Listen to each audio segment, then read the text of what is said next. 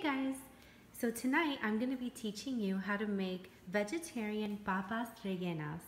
Now if you've never heard of those, they are a Latin appetizer or hors d'oeuvre readily found at many Latin bakeries.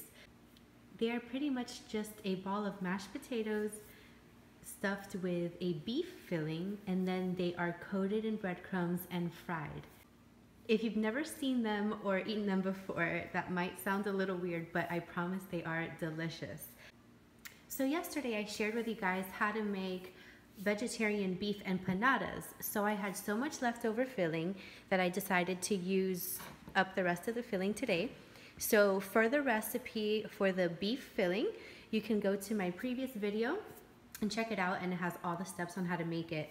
I use the Gardein brand of beefless crumbles, so this is completely vegan. I do have some ingredients here that are not vegan, but I'll be giving some tips on ingredients to use if you would like the recipe to be completely vegan. So other than that, you just need a few other ingredients. I have about 2 tablespoons of butter and 3/4 of a cup of seasoned breadcrumbs, 3/4 of a cup of plain panko breadcrumbs, 2 eggs, and about 8 small red potatoes peeled and quartered. And this will probably make about 8 to 10 servings. So first I have a pot here with about 2 quarts of cold water, and I just put my potatoes in and put my stove on high, and I'm going to be adding about a tablespoon of salt to the water.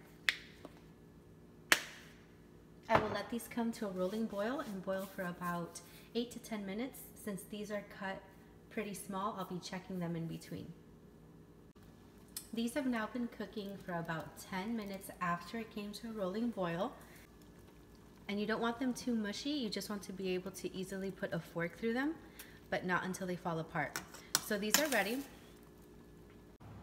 So now I've strained my potatoes and added the 2 tablespoons of butter. If I were making regular mashed potatoes, I would add some milk and some salt and pepper, but you don't want these to be mushy. You want them to hold well when you're trying to fill them. And I'm actually going to just mash them with a fork. I would normally use a potato masher or even a hand mixer, but because I have so little and I'm just making about 8 to 10 servings, I'm just gonna go ahead and use a fork. Just never put your potatoes in a blender, because they will come out gummy. So after you've mashed up your potato and butter mixture, you're going to have to let it cool. I will probably just pop this in the fridge for about 30 minutes until it's cool to the touch. My filling is already made, but if you're making your filling the same day, you can let them cool at the same time. You don't want to work with hot filling because they'll just fall apart, so it's definitely worth the wait. So now my potatoes have cooled off, my filling is cool, and we are ready to assemble the potatoes. So I'm just gonna scoop a scant amount and scoop it into my very clean hand and make an indentation, leaving about what I would say maybe 1/2 inch all around. And then I'm going to get about, I would say, a heaping teaspoon of filling. You definitely don't want to overfill these because they will spill out as you fry them and it'll be very disappointing. So after I do that, I will grab a little bit more of the mashed potato mixture. This time I grabbed about a 1/2 scoop and then just go around the filling evenly. Try to make sure you cover any spots where you see that the filling is peeking through. You want to make sure that they're completely covered. You can always grab just a little bit more potato mixture and cover any areas that you see the filling peeking through. So after each one, I have some seasoned breadcrumbs here. They don't have to be seasoned, I just happen to like the seasoned ones. If you don't have breadcrumbs at all, you can use flour or even cracker crumbs. So I'm gonna roll these completely in the breadcrumbs first and then gently into the egg mixture. And these are just 2 whisked eggs. and then right into the panko mixture. And you want to be very gentle because these are very soft right now. They definitely need to cool after. So as you roll them in the breadcrumbs, you can just lightly make sure that they stay in form.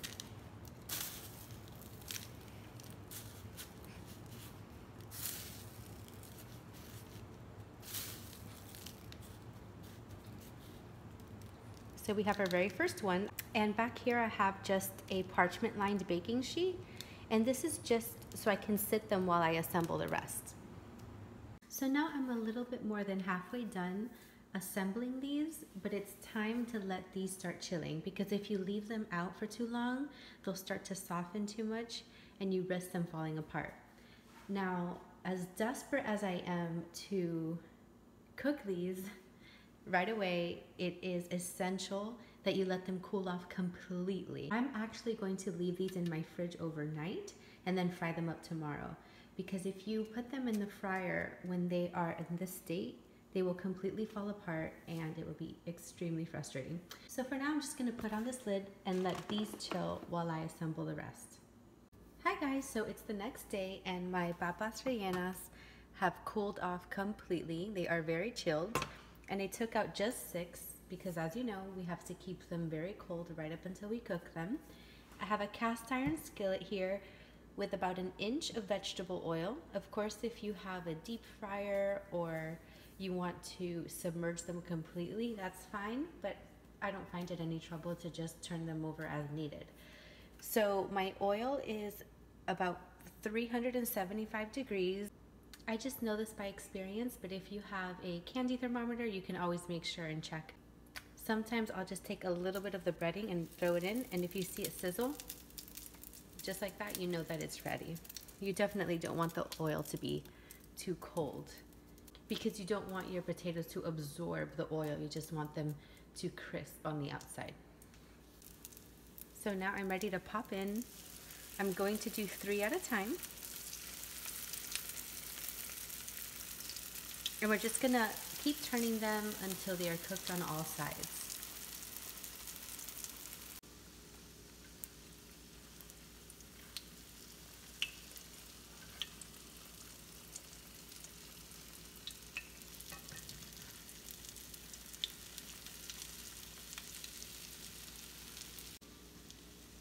And as you can see, they are browning perfectly. You want to make sure that your oil is hot, but not too hot. If you see it steaming, then you definitely want to lower your heat, because you don't want to burn the outside and then the inside stay cold. So we are about ready.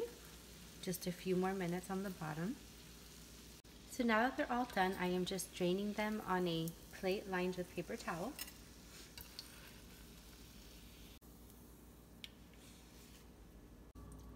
So we're all done frying them up, and I'm going to show you what they look like on the inside.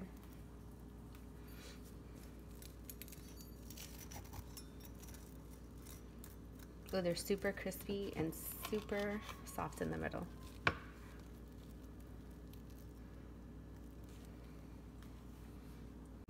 Thanks for watching, guys, and again, if you have any ideas for recipes that you would like to see be made vegan or vegetarian, just leave it in the comments below.